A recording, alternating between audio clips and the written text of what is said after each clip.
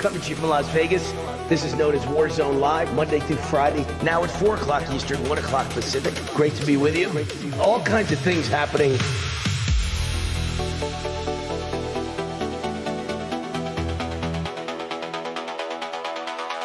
Economic issues are my number one thing. Border issues are my number one thing. DEI issues are my number one thing.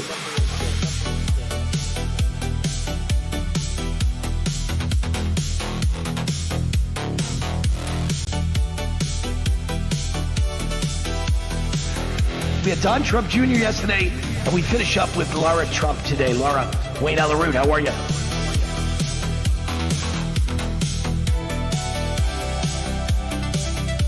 We got a big guest and a great interview today with Dr. Oz with us right now. Good to see you. I like your tie, by the way. Thank you, sir. Thank you. Great to see you. Always great to have you on the show.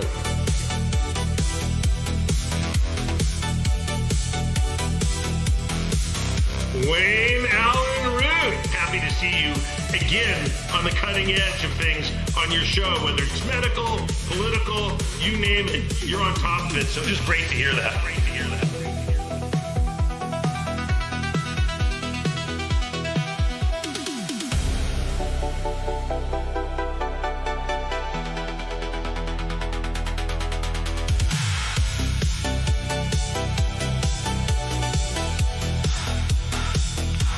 So wonderful to be with you again, Wayne. Good to see you.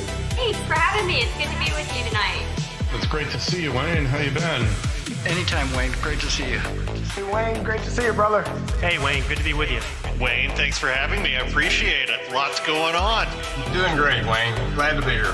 Well, thanks, Wayne. I don't see myself as a hero. I'm just trying to keep this community safe.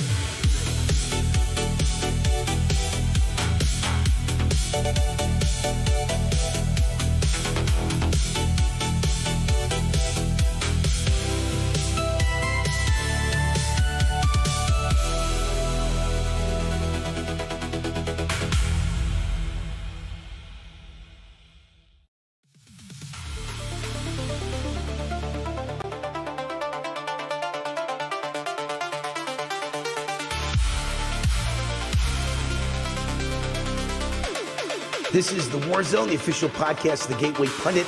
2.5 million unique daily readers. Also on Rumble under Wayne Allyn Root, or Warzone. Then on weekends, we got our big show, America's Top 10 Countdown on Real America's Voice TV.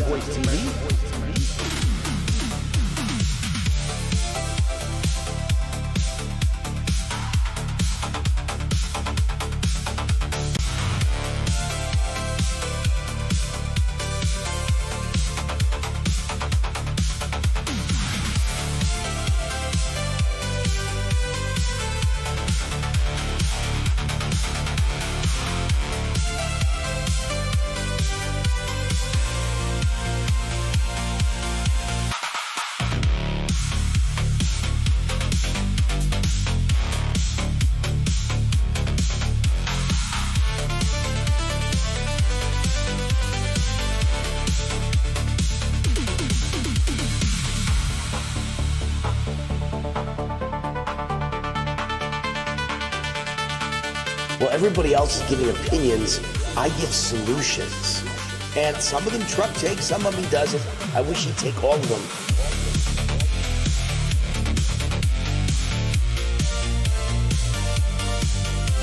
This is the Wayne Stream Media. No more mainstream media allowed in. Only Wayne Stream Media, meaning raw truth and in-your-face mother trucker information.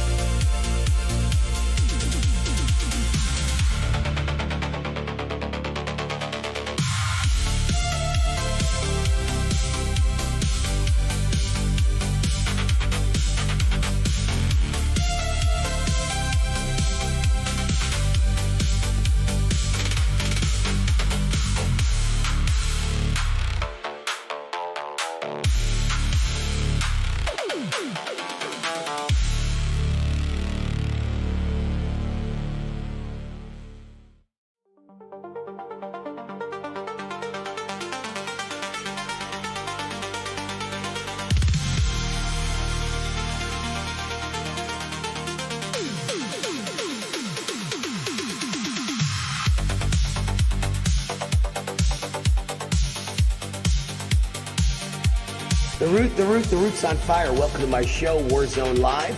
Monday through Friday, official podcast, The Gateway Pundit. 4 o'clock Eastern, 1 o'clock Pacific.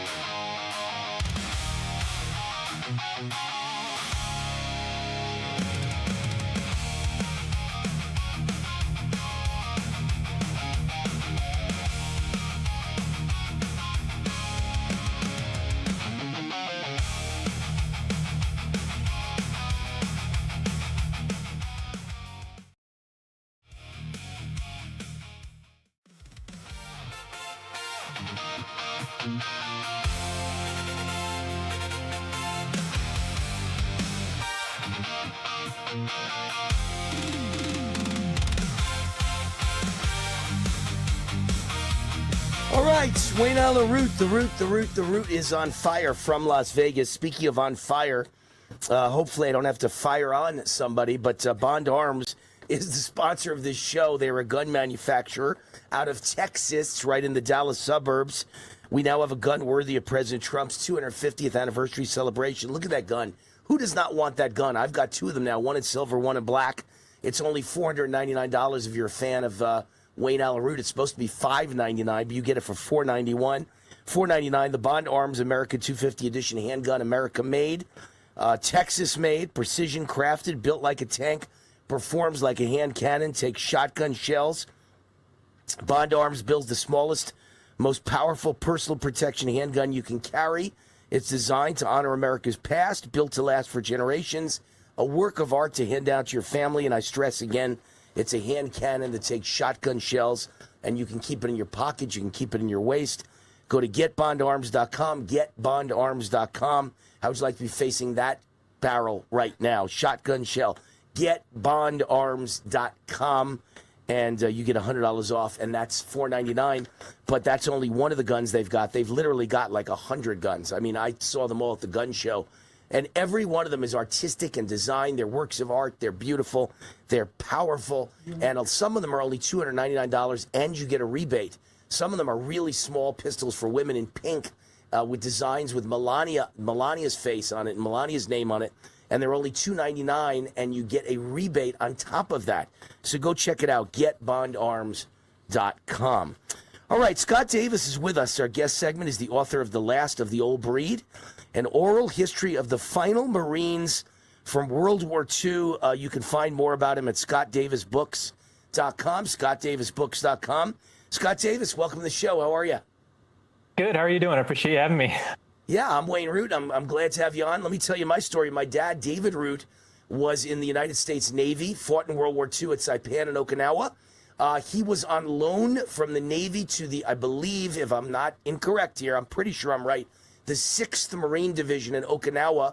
He was a radio operator and served literally in the fiercest battles of Okinawa, behind enemy lines, deep in enemy territory, with the 6th Marine Division that were the ones that really, were the door kickers. And my father, David Root, came out of that war alive and well, thank God, and that's why I'm here today. So this book caught my eye. Memorial Day just ended. It's important to recognize and honor our veterans. And tell us about this book and the last days of the gung-ho, oorah Marines of World War II. Well, first off, I want to say appreciate your father's service. 6th Marine Division really went through it on Okinawa. So in my eyes, he's a hero. So we really appreciate him. But this book is an oral history of the final living Marines from World War II. I interviewed 130 guys. They're ranging in age from 90 to 103. Just incredible people that fought across the Pacific from Guadalcanal to Okinawa. Incredible people. And what was the theme that came out of it? I mean, what did you learn? What was the wisdom from interviewing this amazing assortment of people, 90 to 103 years old? And that makes sense because my dad died all the way back in 1992 of cancer. He was 66 years old when he died in 1992. So today, let's see, 92 to 2002 to 2012 to 2022. So 34 years ago. So my dad would be 100 years old now, right? About 100 years old. So I understand why they were that age. That's where they'd be if he was alive. So what did you learn from speaking to these incredible heroes? Oh, I learned so much. It's really hard to put your finger on one thing. They lived such varied lives, but they all really contributed to this country when they came home from the service. And that was always what struck me is that, despite what they'd been through, the horrors of what they'd seen, they came back and they moved on and they, served. They became teachers and built this country. And lessons learned, it's hard to say, but I suppose just how to conduct yourself and be patriotic. They were just great people. Over 16 million Americans served in the armed forces during World War II, and less than 60,000 are alive today. And I happen to be Jewish by birth, and I know there's also very few Holocaust survivors alive today. We're in the last days of Holocaust survivors and World War II veterans being alive to tell us their real experiences. It's pretty scary because they're all going to be gone. And they are heroes, and it's important to recognize them. And this is the 250th anniversary of America. So what a perfect timing to celebrate the World War II veterans.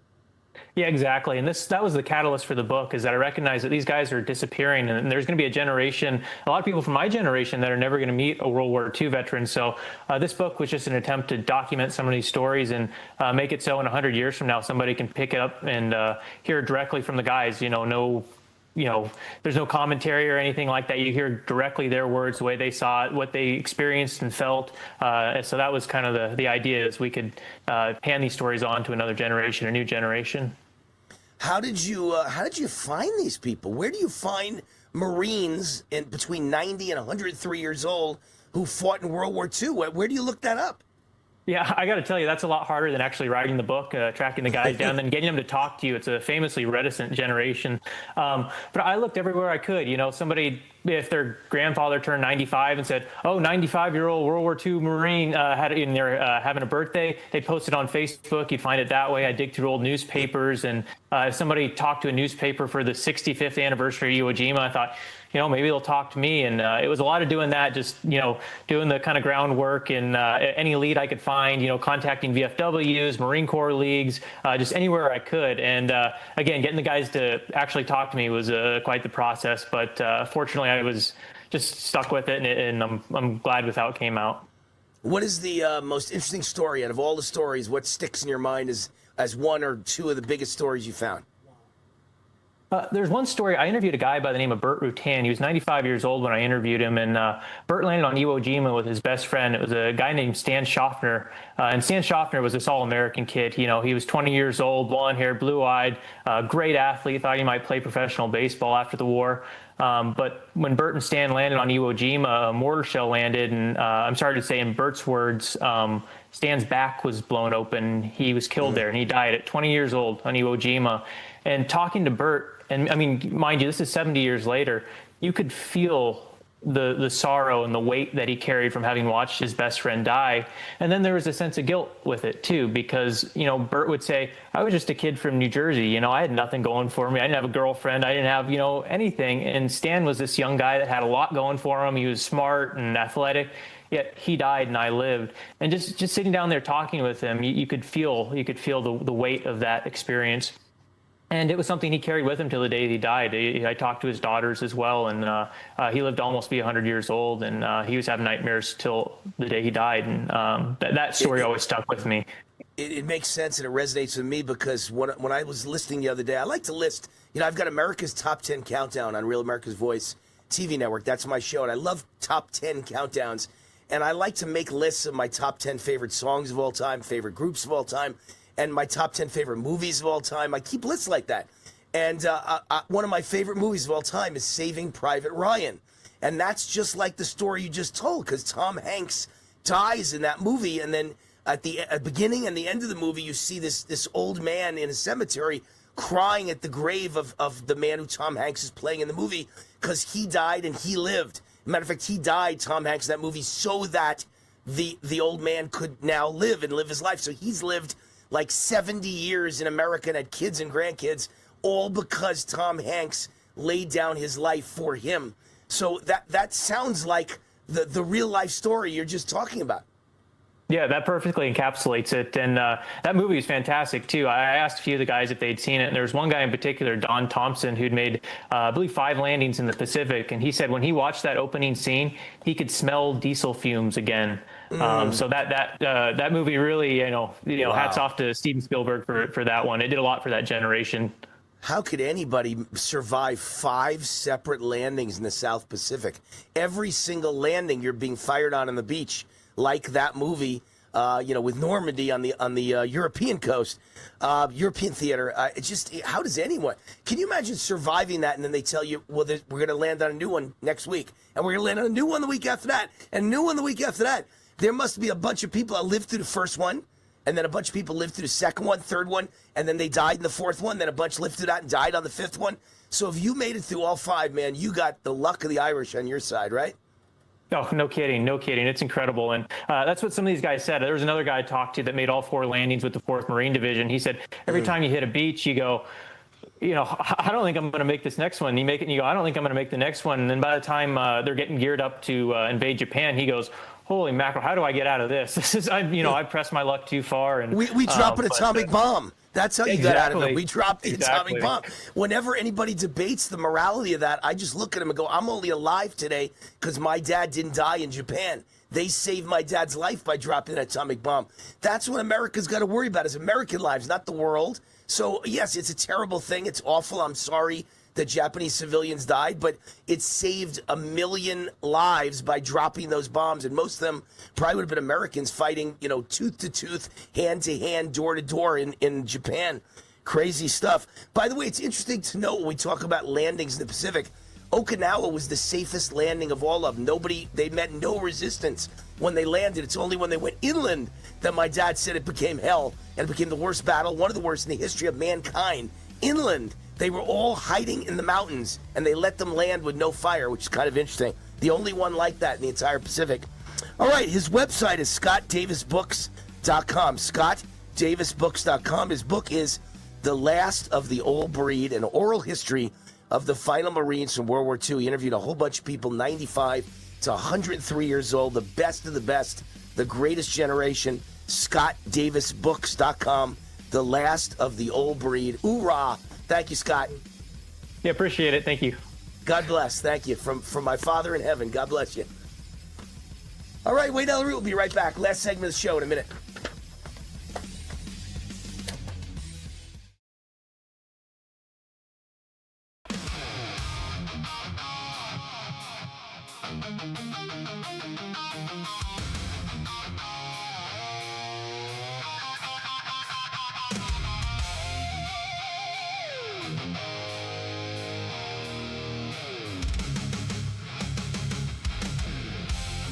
Warning!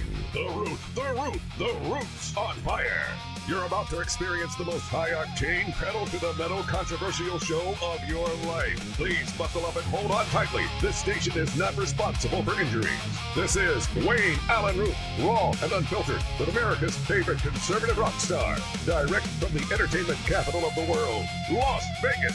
What time is it? It's time for war!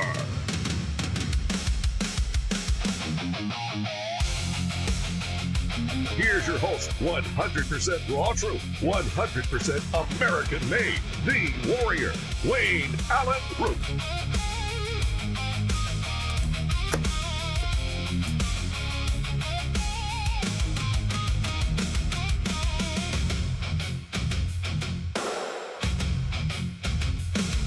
All right, Wayne Allyn Root, late as always. There's so much going on, you have no idea. Starting the podcast just a little bit late, but it's okay. I've got a great commentary I just finished in the last few minutes, how to get it out to the Gateway Pundit, how to get it out to my site, Root for America, how to print it out for this show, how to get it out to President Trump. I get all my commentaries directly to President Trump's White House office. And it's titled, Does the GOP Really Want to Win the Midterms? Are we ready to fight, fight, fight? Then remember these 5 words: national security emergency for elections. Does the GOP really want to win the midterms? Do we really want to save America? Are they ready to lay it all on the line? Do you understand Democrats will cheat like never before to win the midterms? And do you understand what's at stake? Do you understand what happens if we lose the midterms? First, Trump's presidency, for all intents and purposes, is over. He becomes a lame duck president. The MAGA agenda is dead. Nothing will pass for the next 2 years. Nothing. Zero. Zip. Nada. Worse, in 2 years, Trump is never on the ballot again. Democrats will control the House leading into the 2028 presidential election. Therefore, nothing will be achieved for the next 2 years, and we look like the do-nothing party headed into the 2028 election. And Republicans will, as usual, take the wrong message from the midterm loss and go back to being a moderate party that stands for nothing and run a safe, cautious, traditional campaign, and we will lose. Because the only thing in the middle of the road is roadkill. Just like before Trump, when we usually lost, the moderate, feckless, cowardly, weak-willed GOP lost presidential elections. They lost in the House. They lost in the Senate by being moderate and standing for nothing and running boring, uninspiring, non-controversial, in other words, candidates who don't say the things Trump says, non-controversial candidates who stood for nothing and playing by the rules. That's a losing game plan every time. At that point, if we lose in 2028, the nation is finished. America will be gone forever. Don't believe me? Democrats will open the border and invite the whole world in again.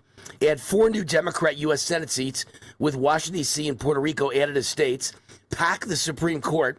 Kill the U.S. Senate filibuster. Censure and silence all opposition to the radical agenda again. Triple weaponize government against Republicans. And rig the 2030 census by counting tens of millions of illegals. Republicans will never win again. End of America. So, the upcoming midterms are the whole ball of wax, the whole enchilada, the whole kitchen sink, the whole kit and caboodle. Everything, including the future of America, the future of our children, the future of the middle class, the future of capitalism, is riding on the outcome of these midterms. That means we have to play for keeps. That means we have to play rough and tough. That means we have to swing for the fences. That means we have to throw caution to the wind. Democrats don't play by the rules. They play anything goes. They make up the rules. It's time for President Trump and the GOP to make up the rules. So what's the game plan? President Trump needs to declare a national security emergency for elections. Simple. He has the right to do it. He can do it. He must do it. He should do it. Don't even give it a second thought. Never look back. The people who call you names, who scream the loudest, who claim you're cheating by doing this, they're the ones who are angry because they're the cheaters and you just took away their ability to cheat. That's all this comes down to. That's why they're yelling. Why would any of us worry about what the people who are trying to destroy America think? Screw them. Always remember, we're not cheating with a national security emergency. We're stopping cheating. We're not bending the rules to win elections for Republicans. We're merely creating a level playing field. May the best party win. But of course, without cheating, the GOP will win every time. The SAVE Act will never pass, as I've argued for 6 months now. Never. It's not going to happen. Stop dreaming. Wake up to reality. But have no fear. All is not lost. We can yet snatch victory from the jaws of defeat.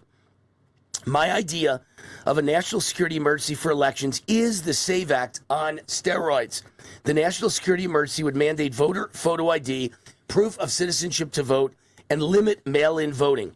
These are all completely fair and reasonable voter integrity and voter security guardrails used in every other major country in the world.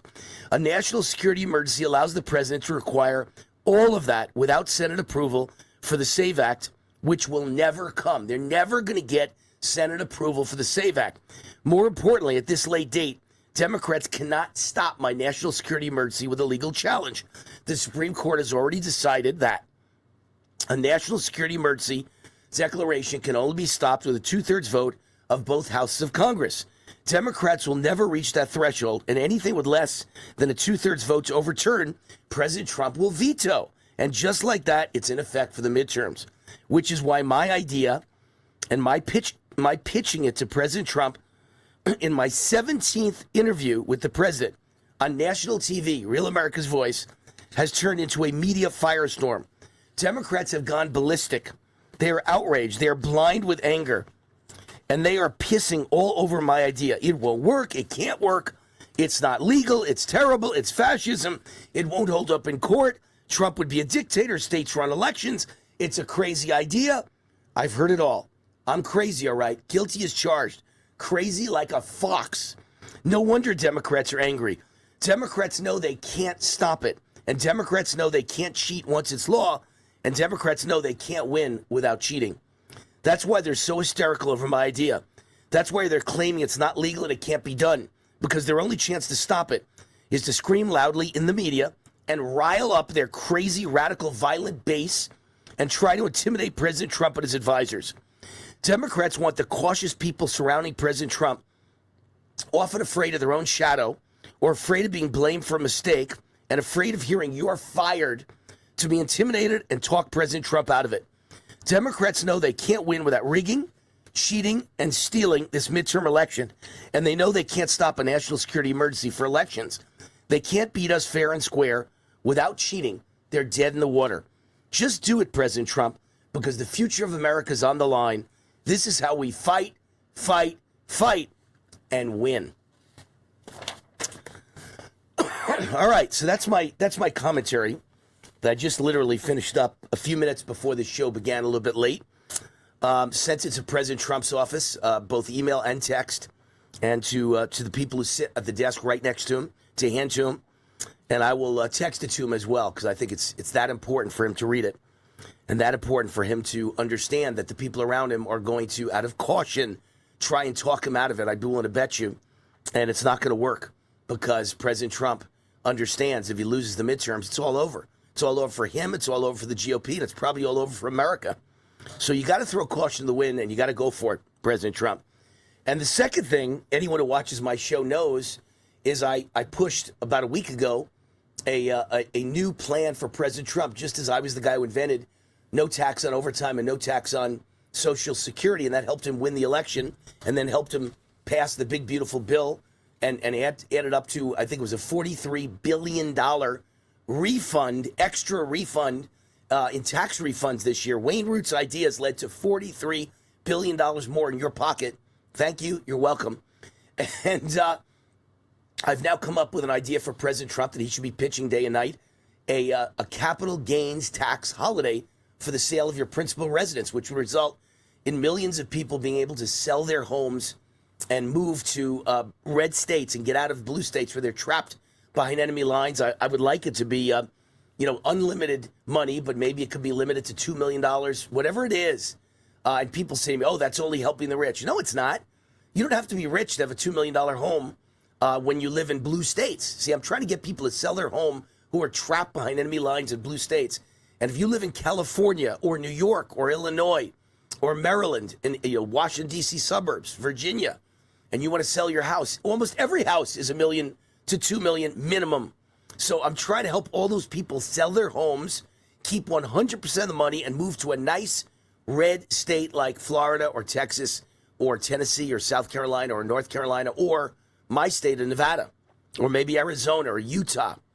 So that's the plan. I think that's a great plan. And I also think President Trump should frame the election. Let me see the words I used. I write this stuff down and then I forget. He should frame the election as a referendum on Islam. I knew I'd come up with a catchphrase. It's a referendum on Islam. That's the next thing I'm going to write early next week. The entire election should be about Sharia law and the explosion of mosques around the United States. And, of course, hijabs or whatever you call them, jihads, hijabs, whatever the hell they are, the black crap they wear around women's faces and bodies no longer should be allowed in public. Ban them like they do in Europe. France bans them. Portugal just banned them. We got to ban them. You can't have people walking on planes with covered sheets in black over their face.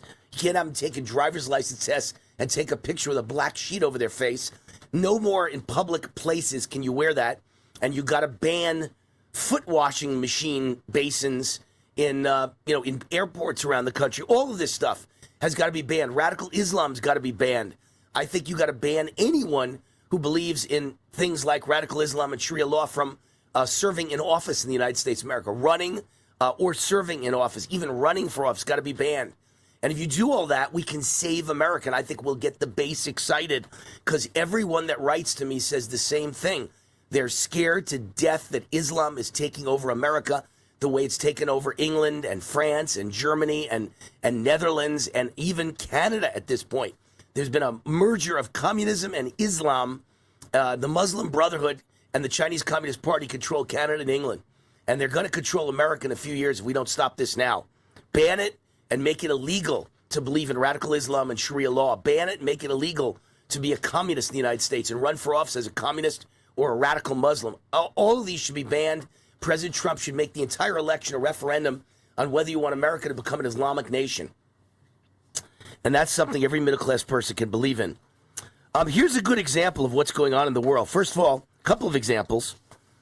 Islam's quiet takeover, how Britain's prisons became dawah centers.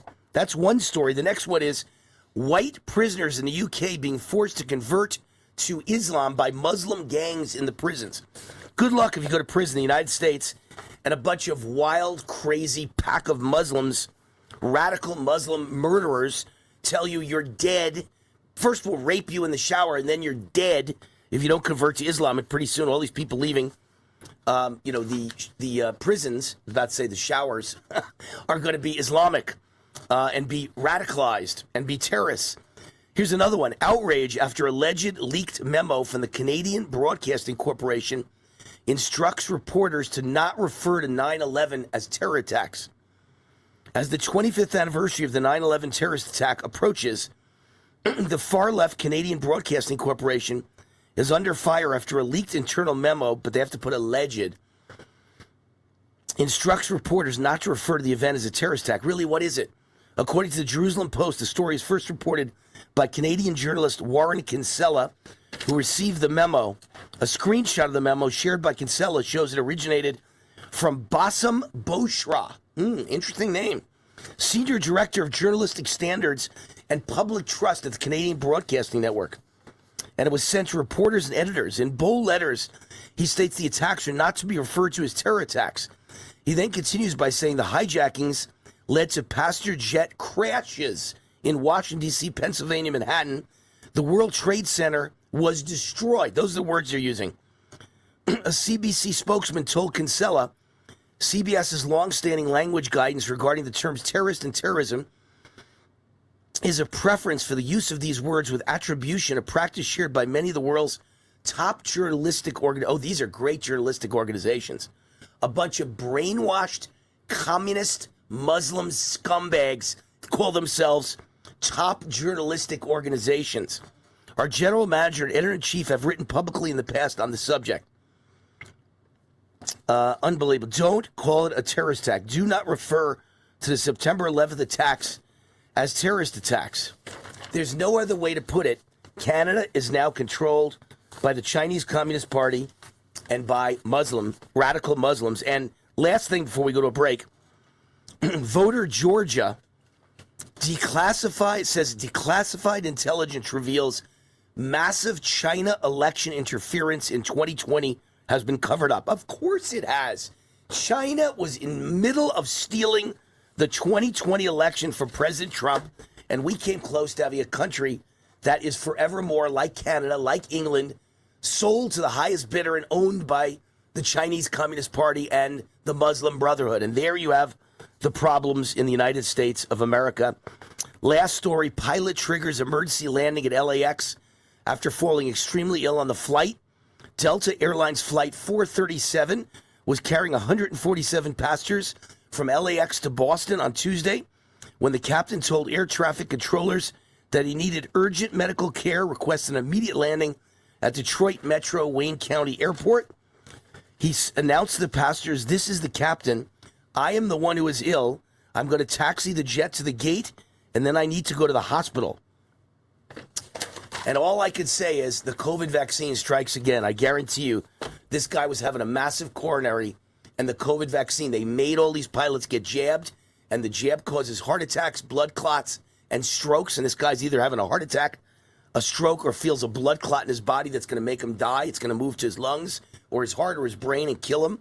And he knows something's wrong, and that's why he made that emergency landing. I guarantee you, it's a well-known fact. Lots of pilots have died since the vaccine at a young age, and lots of pilots have had major, major heart attacks and can never fly again, all because the airlines mandated, because Biden mandated, and Dr. Fauci mandated that to keep your job, you had to take the COVID vaccine. And I don't know how that's not classified as mass murder. And I don't know how Biden and all Biden's medical people and Fauci and everyone around him is not being tried in a Nuremberg mass murder crimes against humanity trial and face the death penalty. Every one of them is mass murderers, and they've committed crimes against humanity, and they're still covering it up to this day because they're so scared to death. They know the COVID vaccine that they mandated, and they knew it was killing people and causing heart attacks, and babies and pregnant women were being killed. Literally, they were having babies drop out dead, right? Nightmare.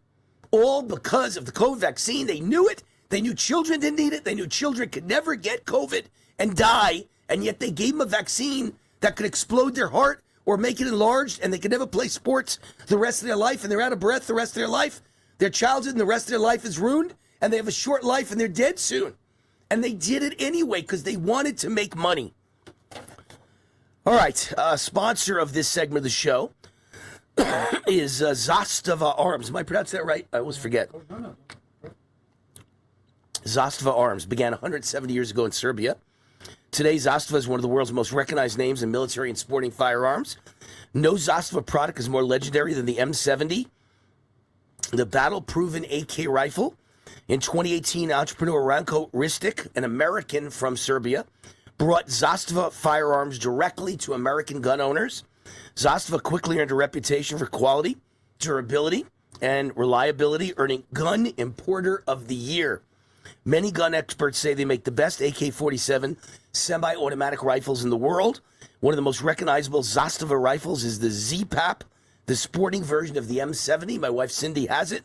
The gun is almost bigger and more heavy than Cindy, and she loves it, and she loves shooting that gun. This semi-automatic sporting rifle has a simple reputation. It's built like a tank. It features a 50% thicker than standard AK receiver, longer hand guards, flip-up night sights, and grenade gas cutoff. Zastava Z-Pack, built like a tank, built to be used, built to last. Discover the Z-Pack family at ZastavaArmsUSA.com. That's ZastavaArmsUSA.com. Make sure you put that USA in there. Always use USA on Wayne Root Show. ZastavaArmsUSA.com. USA, USA, USA. I'm Wayne Allyn. We'll be right back. Big interview coming up next with Peter Navarro, who's basically in charge of the economy of the United States of America, certainly all manufacturing and commerce in America. Peter Navarro is with us to talk about Dr. Fauci and why he should rot in prison for the rest of his life. We'll be right back. Hi, this is Wayne Allyn from my great friends John and Chelsea Ju. Hi, I'm Wayne Allyn from Vertical Research Advisory, VRA, Kip Herridge's one-of-a-kind global investment and economic newsletter. Listen up.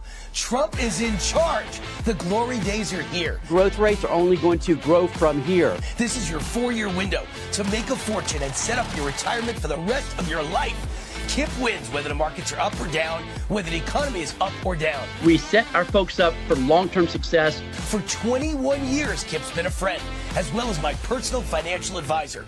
During that time, he's beaten the markets 86% of the time, while the average Wall Street money manager loses the market 90% of the time. Now Kip is predicting a new golden age for the economy.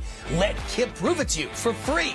Kip's offering his daily VRA investment letter completely free for 2 weeks. Free for 2 weeks. Try it for 2 weeks. I know you'll stay for life. Join now at VRAinsider.com. Hey, Wayne Allyn Root, America Speaks. You call in and we talk about it. Your opinions, your comments, your questions. How do you call in? 800-347-ROOT. 800-347-ROOT. 800-347-7668. The show airs at midnight, East Coast time, 9 p.m. Pacific, but we tape it at 6 p.m. East Coast time, 3 p.m. Pacific. So you call in at 6 p.m. Eastern, and I talk to you, and it airs that night at midnight, The phone number again, 800-347-ROOT. That number is 24/7. You can leave voicemails. We play your voicemails on the air as well. Hey, Wayne, what do you think about Obama? He was a communist, socialist, Marxist radical. I agree. Or you can email me, wayneroot@gmail.com. I'll read your email live on the air with your comments or questions. America Speaks.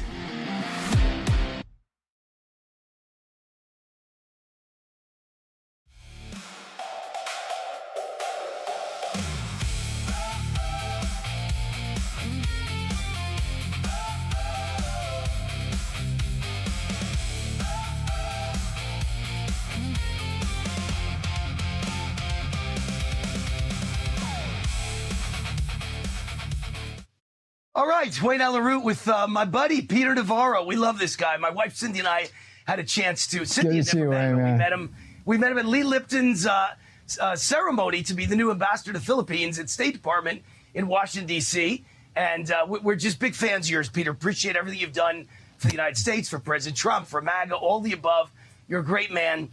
You're senior counselor to the president for trade and manufacturing and author of the new book, Why Fauci Must Rot in Prison. You know what's funny, Peter? I just finished an interview. I was being interviewed by another TV show about my views on Fauci. And I said he's a mass murderer. He's committed crimes against humanity. There ought to be a new Nuremberg trial, and he should be tried for mass murder. And I'm all for great legal team, judge, jury of your peers, no mob justice, nothing like that. I'm not recommending anything bad ever happened to him outside of a jury. That's what America's about. But if they find him guilty, this guy deserves the death penalty for mass murder, for the crimes he committed. So you've come to the right place, Wayne Allyn. This book basically is the prosecution of Anthony Stephen Fauci. I lay out the whole case. There's this question of he's got a presidential pardon, so he couldn't possibly be put in prison. I've got a way to do it.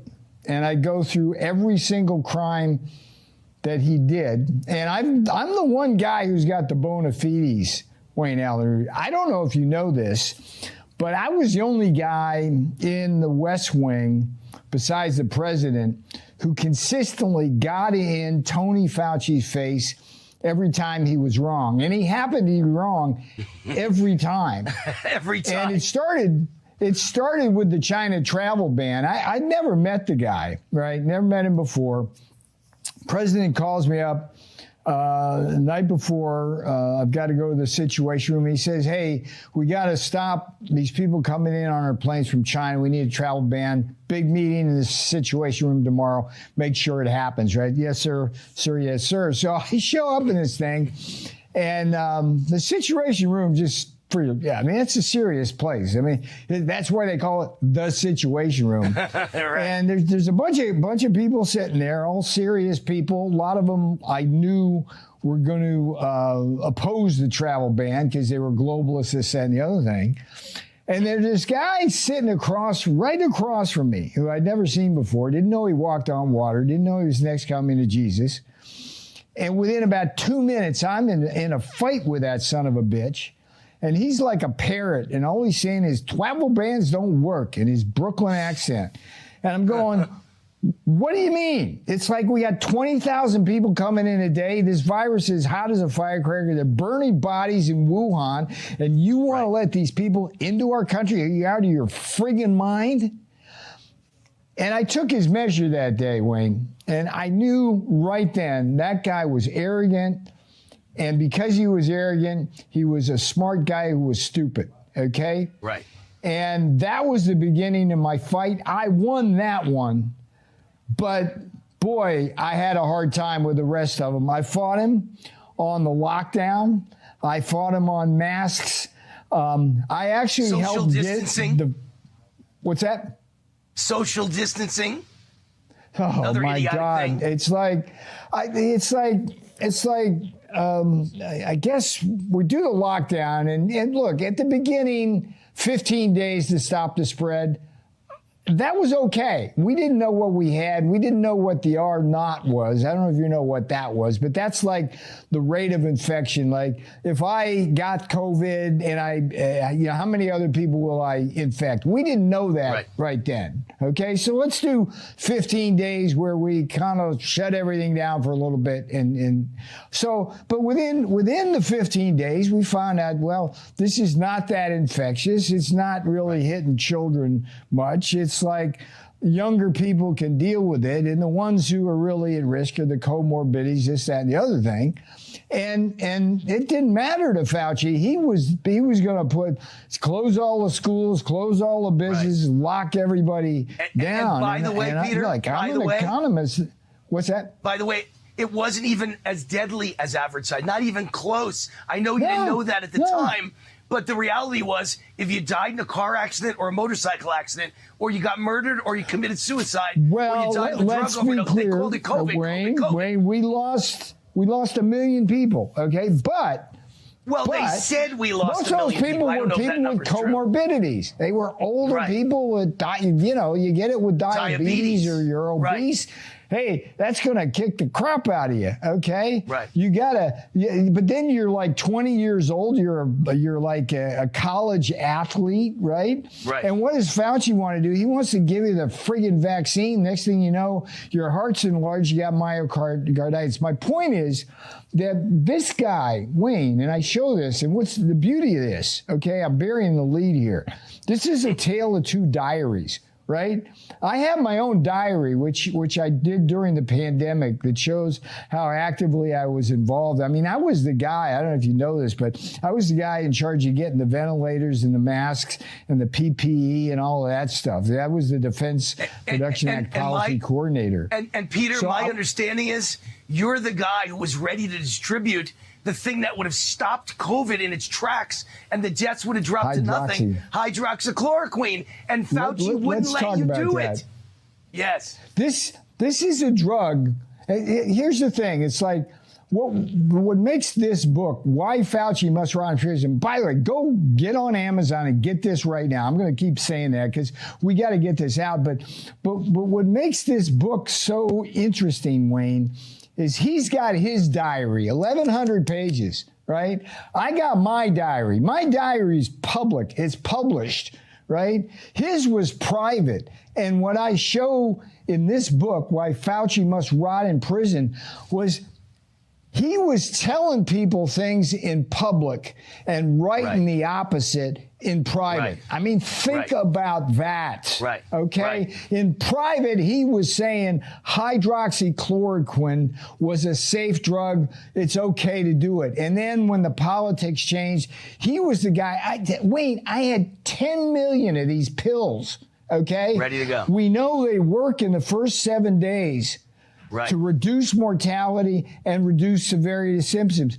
If I had been allowed to distribute those pills, there would be tens of thousands of Americans alive today. And that alone is why Fauci must rot in prison. Okay? Well, and don't forget, he's the guy working with the FDA who stopped it. I mean, that stuff works. And we've been using it for 70 years for lupus patients, for malaria, and for rheumatoid arthritis. It's safer than any of that you see on TV every night that Big Pharma, you know how that, they go, they show all these wonderful pictures and then they got like 12 things that can kill you, right? It's safer than any all that. And Fauci wouldn't let you have that.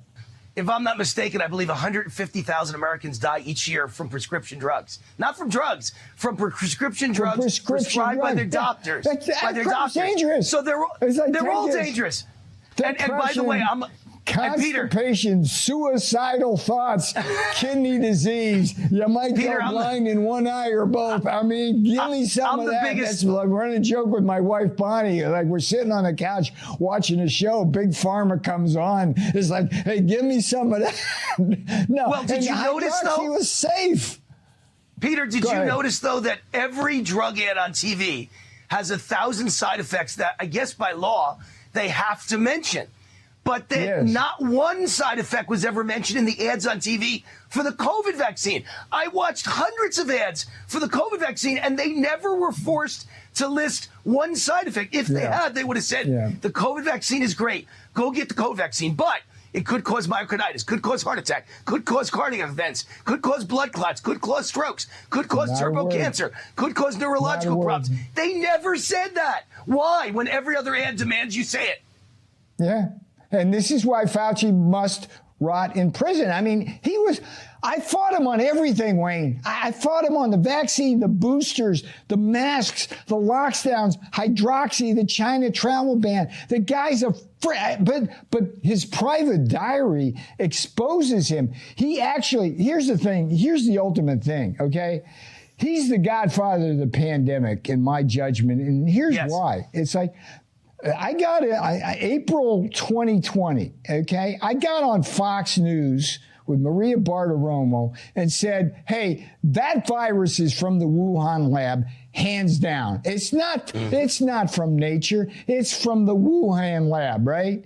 And if I know then what I know now, which is the following, Fauci, as head of that bureaucracy, which is the biggest funder of research in the world, funded this gain-of-function research, which is able to take a harmless bat virus and turn it into a heat-seeking, deadly weapon to kill humans, okay? Fauci funded that research at the Wuhan lab, right? Why did he want to do that? It was like this Dr. Frankenstein vision. Oh, let's make a deadly virus which might someday appear in nature so that we can make a vaccine now in case it appears in nature. And, it'll never leak out of the lab, so we don't have to worry about that. That's how this happened. So let me ask you a question. American taxpayer money paid for it. Fauci directed it, and it was a way around like more stringent regulations of labs here in America. I mean, this guy, and when he found out, he was told, Wayne, I don't know if you've seen the diary stuff. It's all in Why Fauci Must Rot in Prison. He knew in January, he sat around a table with 12 scientists on a Zoom, and they're saying, hey, that thing's from a lab. It's not from nature, Tony. Right? Because it was his lab. What did he do? It was his lab. That's why he didn't want anyone to know. Yeah, exactly. So what does he do? He takes some of them aside, I guess, and says, hey, write this proximal origin paper and put it in the most prestigious journal in the world that says the virus is from nature. I mean, that's what it looks like. That's what happened. So Peter, can you imagine? Can you imagine if the left knew that any CEO in America, especially a Republican CEO, especially a white Republican CEO who supports President Trump, had a product that was killing people, and he told everyone, even though private emails showed he knew the things he was saying were wrong, and yet he urged everyone to buy his product, and then he covered everything up. Now, wouldn't the left burn his building down and a mob would take him out and kill him? I don't want that to happen, but I'm just saying, isn't that what the crazy Antifa left would do if a white Republican Trump-supporting CEO who was greedy for the sake of greed killed people and then told everyone, keep taking it to kill more, and then covered it all up? He wouldn't have a chance to survive, yet the left defends Fauci like he's the greatest man that ever lived. This is why Fauci Must Rot in Prison, the book, it has to be read, because I believe that any sensible American, I don't care what political party they are, if they read this book, they're not going to love Fauci. They're going to want him in prison. This is crazy stuff. This man is evil on so many different ways. He created so much different misery in so many ways. I mean, he was like against masks, and then he was for one mask. For them. And then he was for 2 masks. And then the boosters, like, I don't know if you know this, but like the FDA advisory committee basically recommended, like, hey, give boosters to old folks who are like more vulnerable to this, but don't give it to younger people. And Fauci overrode that. And then you get these people like these poor, young men, young, virile, vibrant men wind up with hearts that are going to kill them essentially for the rest of their lives. It's for the rest of their lives. Yes. How does he do this? It's in his diary. He's saying okay, we don't, there's risk there. But he goes for one size fits all over and over and over. And you know what? You know what we haven't even stressed yet, because there's two other horrible things we haven't stressed. Number one, not only did he stop ivermectin and hydroxychloroquine, which would have worked, thereby killing lots of people and thereby allowing the emergency authorization for a vaccine that killed many, many people. I think millions, but let's not get into that. Let's say it killed a lot of people. But he also urged the main treatment for COVID once you got in the hospital was remdesivir. And the nurses across America have appeared on my show, Peter. I'm sure you know this, Peter. I'm sure you know that nurses say that they gave it a name. Run, death is near. Remdesivir is such a deadly drug that you say, run, death is near. Yeah. How about this? Okay, let's not forget Paxlovid. You remember this stuff? Yes. Paxlovid was what the Pfizer drug. Now think about this. It cost I don't know, I think it was 13 cents to manufacture, and they charged $1,300 per pill for this thing. Wow. And you take it. And it didn't work. Okay. Yeah, well, no, it was worse than that. You take it, and for some people, it worked. Okay, you felt a little better. But for a lot of people, you take it, and the symptoms reside, and then you'd have the Paxlovid rebound. Do you remember this? Yes. The symptoms would come roaring back and kick you right on your ass. You didn't need it for a few cents. You could have taken ivermectin. Hydroxychloroquine would have been fine, and instead they come up with a pill that costs I don't know, 3,000 times more than hydroxychloroquine. I mean, I had millions of these things. They're like pennies. Paxlovid it was like, Tony, what the? And he got it. He actually took the Paxlovid, got the rebound, and then wouldn't even admit that he got the rebound. Yeah, his lung almost collapsed. And he also had a blood clot in his lung that clearly came from the COVID vaccine, and covered it up and wouldn't let anyone know, because they would have blamed the COVID vaccine, and he didn't want anyone to blame. This was all greed. Don't you think? Let me sum it up.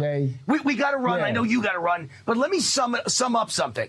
I assume you agree with me. I've never been one of these people that said this was about population control. They set out to murder millions of people. I've only said it's about greed. Every step of the way they wanted to make money, and then once they got in trouble, they had no choice but to cover up, or they would be called mass murderers, and they'd have to stop the vaccine, and everyone would want to put them on trial. So they've covered up all of it. It's all about greed. I don't think they ever set out to murder, 20% of the world's population, but I do think they set out to make a lot of money, and then they covered up any negative that happened along the way. What's so unique about this, Wayne, is that Fauci himself, who became the most trusted man in the pandemic, actually, in all likelihood, created the pandemic.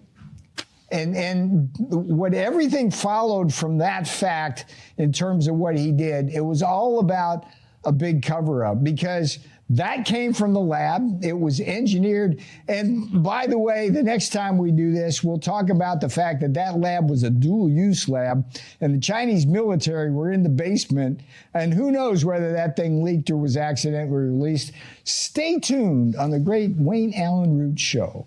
Buy Why Fauci Must Rot in Prison. Please go to Amazon now. Drive that thing to #1, and we're going to put him in prison if we do that. So I want to get you back on the show. I know we're saying goodbye. I know you got to run. I know you got another interview. And we want this part 2 about Fauci. But I want a part 3, too. I got to get you back on, Peter, with part 3. And part 3 is the economy. Trump's done a great job, and the media's blacked it out like they blacked out the COVID vaccine deaths and the Fauci problems. The economy's booming for every company on Wall Street, and yet people don't know this. American business is kicking ass, and no one knows it. So we'll come back for another interview. I got to get you back. We got a return engagement. Mark, you go. By the way, mark October 13th on your calendar.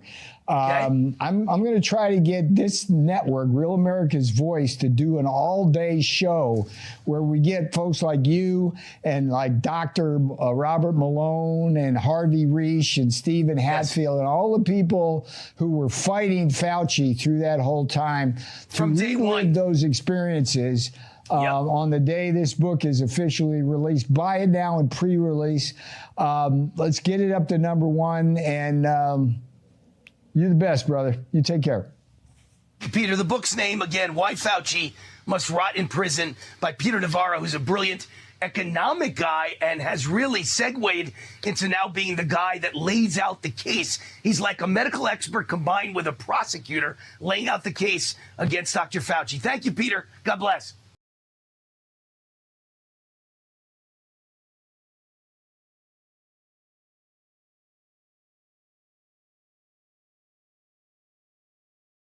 All right, one of my favorite guests ever, Allyn Pariser's with us, an advocate for GreatPatriotStore.com. He's been a customer for 36 years, almost 4 decades.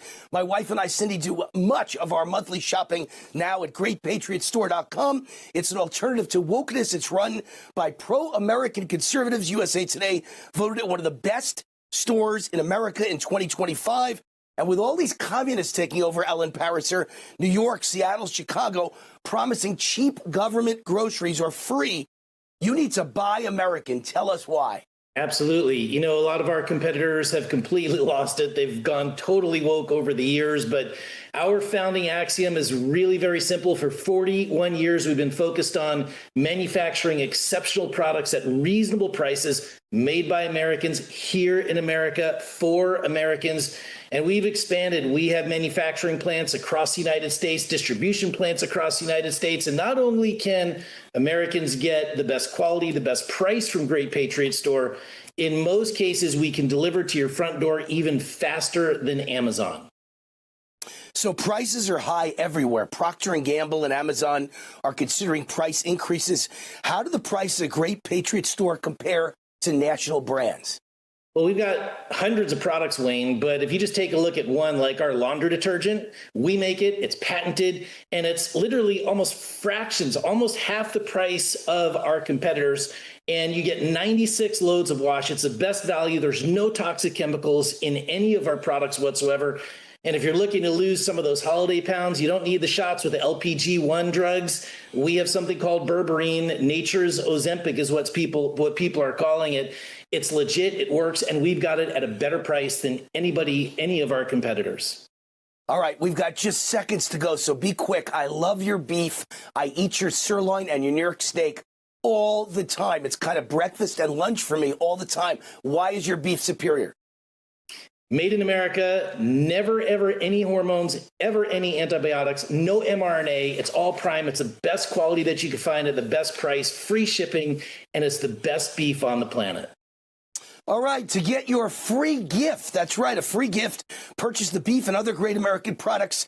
You got to be a member. Go to GreatPatriotStore.com, fill out the form. One of their conservative team members will contact you right away. GreatPatriotStore.com. Happy New Year. Thank you, Allyn. Thank you, Wayne. God bless.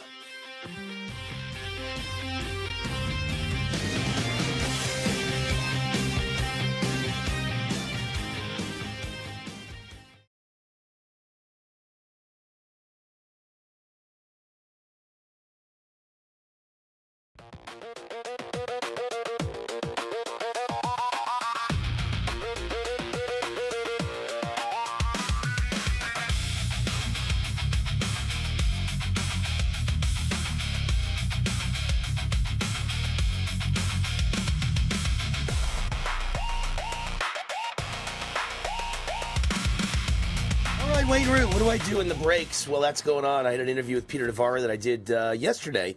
And then today I got a chance to just rest for the 18 minutes during that interview. And what was I doing? I was answering emails. I was answering texts. And one of my friends, just to let you know how conservatives now think, one of my friends just bought a house outside the United States. I won't tell you where. It's kind of a secret thing. It's a remote location because he believes civil war is coming. We're going to be killing each other in the streets. And this is a rich guy, a rich, successful guy in Las Vegas who's worth millions of dollars. Matter of fact, he bets $1 million on the golf course. So he's probably worth $100 million plus. and he bought a house in a faraway place. And I told him, that's so remote. That is so remote. I'm not going to go there. I like eating out every night. I like Chinese food. I don't like rain. It rains too much where you bought your home. I like sunshine. In Vegas, it's sunny 3 to 30 days a year. And he said, Wayne, when the Civil War comes, they're hacking people in the streets. You're going to come to my house. You and Cindy are welcome. You're invited. You can hide out in my house. I said, okay. I hope I don't need it. It rains. There's no Chinese food. Wayne Root's out. Oh, boy. Crazy stuff. I mean, when people worth that kind of money who are that successful, and to be that successful, it's never about luck. I mean, he was just a talented guy. You're talented and smart to be worth $100 million or more, to be able to bet $1 million on the golf course or $1 million on a football game, which he does. So he's talented and he's smart, and he thinks we're going to have a civil war and we're going to be killing each other in the streets. That's how every conservative I know thinks. It's coming. I don't care if you like it or not. It's coming. I'm not recommending it. I'm not instigating it. I don't want it, but it's going to come. Everyone agrees. I'm not even saying it. My friends are saying it, and all my friends are rich guys. They're all buying second homes in faraway places. You know, I don't know why you picked this place. Personally, I would pick like the Cayman Islands. Somewhere that's beautiful on a beach is what I would pick, where it doesn't rain much and it's sunny all the time. You know, but the United States is close to becoming a communist nation run by the Chinese Communist Party and the Muslim Brotherhood. And I have news for the communists. The Muslims are the vicious ones. You're all going to be hacked to death after the communists take over. The Muslims tolerated you until they take power. Then they're going to kill you too. Muslims kill everyone. Anyone who isn't a Muslim gets killed by Muslims. It's that simple. They hate you. The Quran commands that they kill everyone who isn't a Muslim. So you have to convert to Islam and become a Muslim, or they murder you and your family. They drop you off a roof. They stone you to death, buried up to your neck in sand. What a way to go. They pour acid in little girls' faces. They marry off 10-year-old girls. You want that to be America? Good luck to you. You communist scumbags that are giving away our country to Muslims, and you don't even realize you think you're going to win. After you win, they're going to cannibalize you. You're dead. Because it's never happened in any country in the world. Muslims don't get along with communists. Muslims take over, and then it's their country. It's not yours. So my friends are getting the F out of here. Do you know how sad that is? America? You're leaving America? For some crappy third world country because you think you'll be safe there? Everyone's doing it. What's the name of that? I can't remember everyone's name. There's so many names in this world now. The guy who founded PayPal, I can't remember his name, but he's worth, God knows, maybe 100 billion, not 100 million, maybe. No, not Elon Musk. He was one of the. Peter Thiel. Daniel, you're good. Peter Thiel. Okay, Jason, you're good. Peter Thiel. Peter Thiel's worth like $100 billion. He founded PayPal. He's the principal of Palantir. If you know Palantir, Palantir is an amazing company. One of my friends was like so excited to tell someone. He had to tell someone.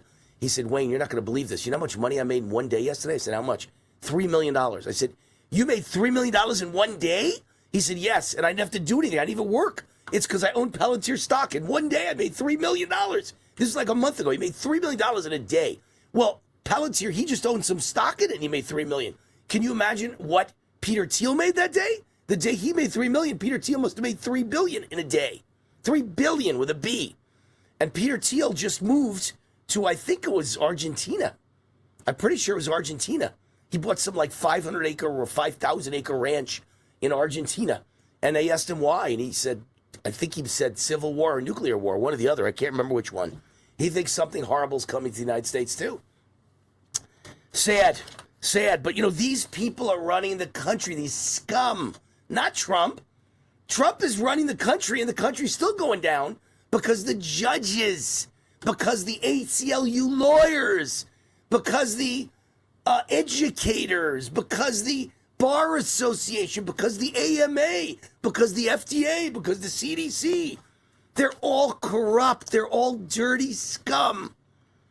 Biden regime paid hundreds of influencers to promote the dangerous COVID vaccine, at the same time censoring the Gateway pundit for reporting the truth about the deadly COVID vaccine. I'm telling you that lots of people in this country got filthy rich, all the TV networks, including Newsmax and Fox News. They all took hundreds of millions of dollars in bribes from the Biden regime and from Big Pharma to never allow a Wayne Root to say a word against the COVID vaccine. Do you know how obscene that is? Do you know how sick that is? Do you know how censorship that is? Do you know how un-American that is? And then they tried to bankrupt all of us who told the truth about the vaccine and make us all look weird because we wouldn't take the vaccine. All you idiots who took the vaccine, you're all walking dead. Do you know that? You're walking dead. You're gonna be dead. Now, it might be 5 years. It's already been 5. Might be any day now. It's been 5 years you're alive and you think, I'm fine, Wayne Root's crazy. Yeah, until you have a stroke, a heart attack, or a blood clot to your lung, you're fine. Good luck.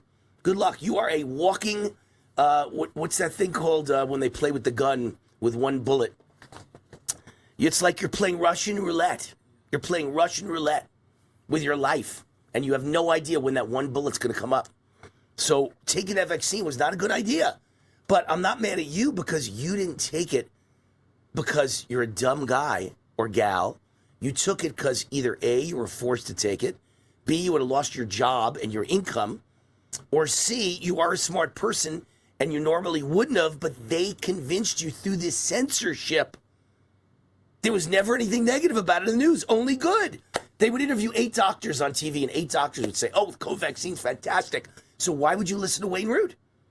And if you never listened to Wayne Root, you'd never even know there was one person who said something against it.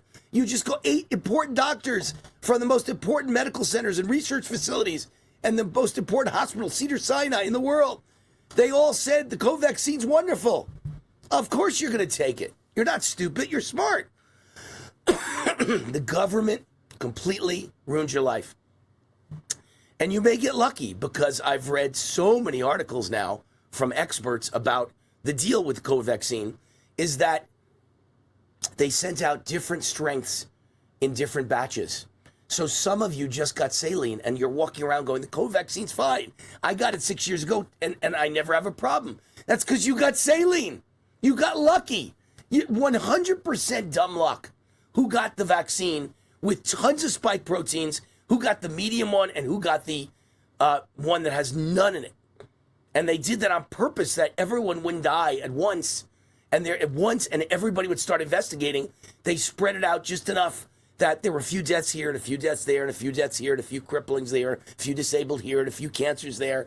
But not everybody, because everybody gets it and they all die. Of course you're going to realize it's the vaccine. So they did it just perfect enough that nobody can say it's definitely the vaccine. Nobody can prove it's definitely the vaccine, even though the VAERS list has been the gold standard in the United States of America for 50 years. Plus, every doctor lived and died by it. The VAERS list, Vaccine Adverse Event Reporting System, where you report adverse events, including death. And it's reported 40,000 dead from the COVID vaccine, 40,000 dead from the COVID vaccine in the United States. And yet Harvard studied the VAERS over the last 5 decades and found that only 1% of deaths are ever reported because it's too much of a pain in the ass for a doctor who just lost his patient to sit there for 8 hours and fill out forms. So most of them don't even do it, or they start and they quit because it's too onerous. So they found out only 1% reports. That means you have to multiply the number by 100. And 40,000 dead multiplied by 100, for those of you who aren't good at math, is 4 million. Which means the VAERS list, historically, according to Harvard, proves that 4 million Americans died from the COVID vaccine. But let's assume that the 1% number doesn't always apply. Maybe in the case of COVID, more doctors were willing to, because it was so high profile, report it. So maybe instead of 1%, it went up to 10%. So you only multiply by 10, and 40,000 by 10 is 400,000. And that's actually the figure most people think died in the United States. Most of my brilliant holistic doctors believe around 500,000 Americans or so died from the COVID vaccine. In the 1970s, we had a swine flu pandemic, and 25 Americans died from the swine flu vaccine, and they canceled the entire program. 25 died. They immediately, instantly canceled the program. Physician do no harm. It's against their oath to kill 25 people for the good of the country. So they canceled the vaccine. Of course they did. And that's fair. They're not mass murderers. That's totally cool. You thought it would work and it didn't. That's fine. You're not responsible. I have no problem with that. But if now 40,000 died, and it's really 40,000 times 10, 400,000, not 25 people, 400,000 people plus died from the COVID vaccine in the United States alone, 17 million around the world. How can you justify not canceling the vaccine and covering up the deaths? And the answer is you're a mass murdering scumbag, and there should be a Nuremberg trial, and every one of you should either hang or be electrified, or better yet, get the needle. And you know what should be in the needle? The COVID vaccine. I'd stab you with 55 COVID vaccines in the same afternoon, and let's watch what happens to you as your body rots within minutes. You dirty, filthy, lying, cover-up, fraudulent scumbags who murdered people and then say bad things about Wayne Root for simply telling the truth and wanting to save lives. What horrible people you are. But that's okay, because no matter what happens on earth, I'm going to heaven, and all of you are going to hell for the rest of your life. You know what's going to happen in hell? First of all, your ass is going to be on fire for the rest of your life. And second of all, they're going to stab you with vaccines every minute for the rest of your effing life while your ass is on fire and burning. That's going to be your life in hell for putting people into death from the COVID vaccine while you made money and lied about it and lied about the deaths and covered up the deaths and refused to report about any of it because it might come back to you and they might take the money away from you. Get it? That's the game.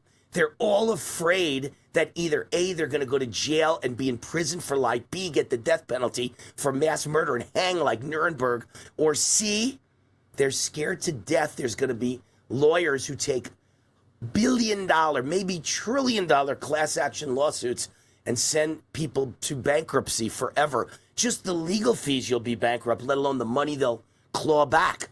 Everyone involved in this should lose everything they have. But right now, they're sitting in a $10 million mansion with $200 million in the bank. That's all going to be gone if anyone actually admits that you lied about a product that was killing people, told everyone to take it, told it was safe, told it was effective, and then covered up the deaths. All of you will lose everything you have, and we will all laugh while they hang you. But see, that's why the cover-up's going on, because you know that's what's going to happen. They will burn you. Your houses will be burned by mobs, and you know that. So you've got to cover up and keep the cover up going. And that's what's going on in America and the world today. That's why you don't hear about the COVID vaccine deaths and injuries and crippling disabled people, because they don't want you to know, because they are responsible for it and they're scared of what will happen, right? Legally and mob-like, mobs will come after them, and their house is going to burn down, and they're going to be sued, and they're going to lose everything they've got, or they're going to go to jail, or they're going to get hung in a Nuremberg trial. Any one of those things could happen, and they know it. So they all are part of the cover-up together, and they're covering for each other. You know, one for all and all for one, or we all hang. That's what's going on in America today. All right, sponsor of this show is Lost Soldier Oil and Gas, headed by oil and gas legend Mark Bruner. So at least here's a way you can make money and not hurt anyone.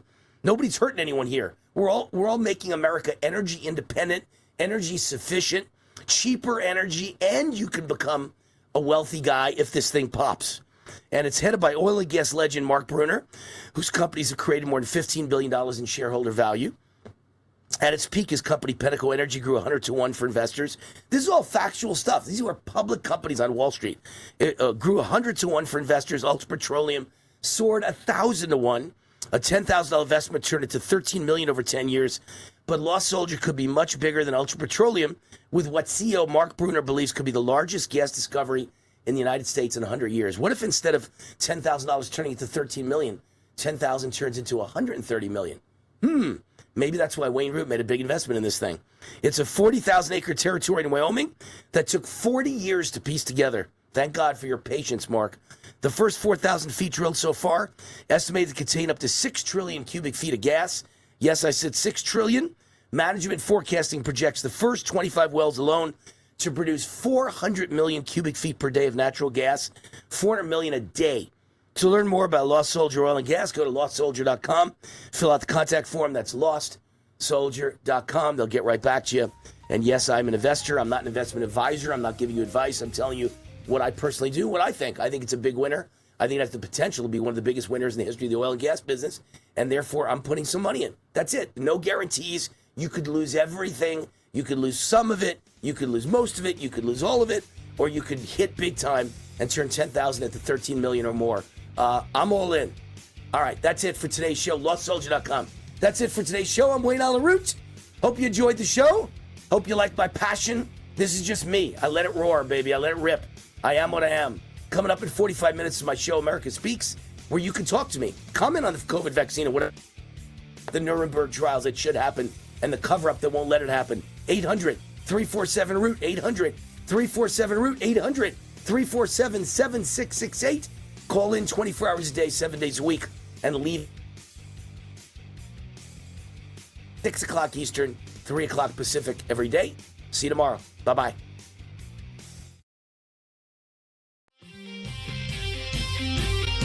All right, Dan Montano is the CEO of Zichad Genesis Medicine, a biotech company. They've been developing medicines to treat Parkinson's disease, reverse type 2 diabetes, reverse heart disease, and to potentially reverse chronic pain. Dan joins us now to talk about a pre-IPO investment opportunity. Dan, welcome. First, please tell my fans what a pre-IPO is. Pre-IPO is very simple, Wayne. It's when a company raises money prior to going public so it can pay for the lawyers, the accountants, the auditors. They raise a small amount of money, $500,000, $1 million. We're raising $1 million for our next IPO. How come most of the people watching us right now have never seen a pre-IPO investment opportunity before? I was an investment banker for 30 years. I took about 100 companies public. Whenever there was a pre-IPO opportunity, I kept it or gave it to my sweetest friends because it's the sweet. We're offering it to the public because we want more fans of our medicine and what we need. But it's very rarely offered to the public. I don't think I've ever seen one. Yeah, I've never, ever seen one myself, personally, never participated in one. This pre-IPO investment opportunity is with one of your sister marketing companies. Tell us about the company. It's Regenerative Medicine of Europe. So they have the exclusive rights to all of our drugs for Europe. Europe has 50% more of the population than the United States has. The U.S. IPO is going great. We're having a great response. Now we're getting ready for Europe to go public, probably in 9 to 12 months at $10 to $15 a share. What are the details of the investment deal? It's very simple. It's $5 a share, minimum investment, 2,000 shares, $10,000. And when the stock goes public, they'll be able to sell at that time. $10,000 minimum investment. When's the IPO expected to happen? In 9 to 12 months, Wayne. We got so much good news coming out. They're going to be happy. It'll go higher than 10. All right, this is your chance to get in before an IPO listing. Go now to a new website they created just for my fans, invest-war.com. That's invest-war.com. This is not investment advice. Always do your own due diligence. But if you've been waiting for the right entry point, this is the time. Invest-war.com.